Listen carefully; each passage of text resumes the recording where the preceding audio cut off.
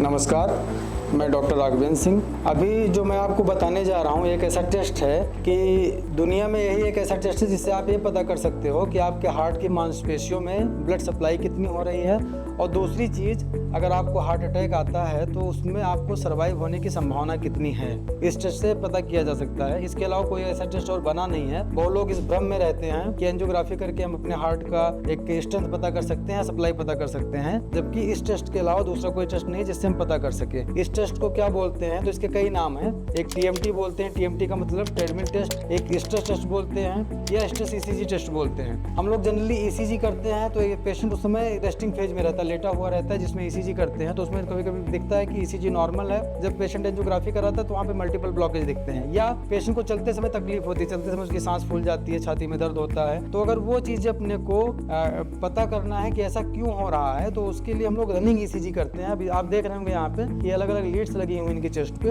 और उसका डिस्प्ले हम लोग उधर मॉनिटर पे कर रहे हैं कि जहाँ पे ईसीजी दिख रहा है। अब चलते समय पेशेंट का उसमें हार्ट रेट, उसका ईसीजी कैसा चल रहा है, और साथ ही साथ में डॉक्टर उसका बीपी चेक करता रहता है। तो तीनों चीजें पता चलती रहती हैं। उसके साथ ही साथ में पेशेंट के सिम्टम भी पता चलते हैं कि पेशेंट को कुछ तकलीफ हो रही कि नहीं हो रही है। अब अगर इस पे चलते समय ईसीजी में कुछ प्रॉब्लम दिखा, या उसका हार्ट रेट, एक रहता है कि हम लोग जब चलते हैं तो चलते समय कोई चीज हम मॉनिटर नहीं करते। इसमें ईसीजी के साथ साथ हार्ट रेट मॉनिटर होता रहता है, जिससे ये पता चलता है कि उस पेशेंट की धड़कन कितनी चल रही है। तो धड़कन से हम ये पता करते हैं कि उसका स्टेमिना कितना है। तो इससे कई चीजें पता चल जाती है। एक तो पता चल जाता है कि हार्ट की मांसपेशियों में ब्लड सप्लाई हो रही कि नहीं हो रही है, और दूसरा उसका स्टेमिना कितना है। तो इससे आसानी क्या मिलती है अपने को कि हम पेशेंट का उपचार क्या दें, हमको उपचार क्या देना है, हमको उसकी ब्लड की सप्लाई बढ़ानी है कि हमको उसका स्टेमिना बढ़ाना है। ये टेस्ट करके हम इन चीजों को पता कर सकते हैं। अब इसमें जिनकी पहले से हिस्ट्री डायबिटीज की, या ब्लड शुगर,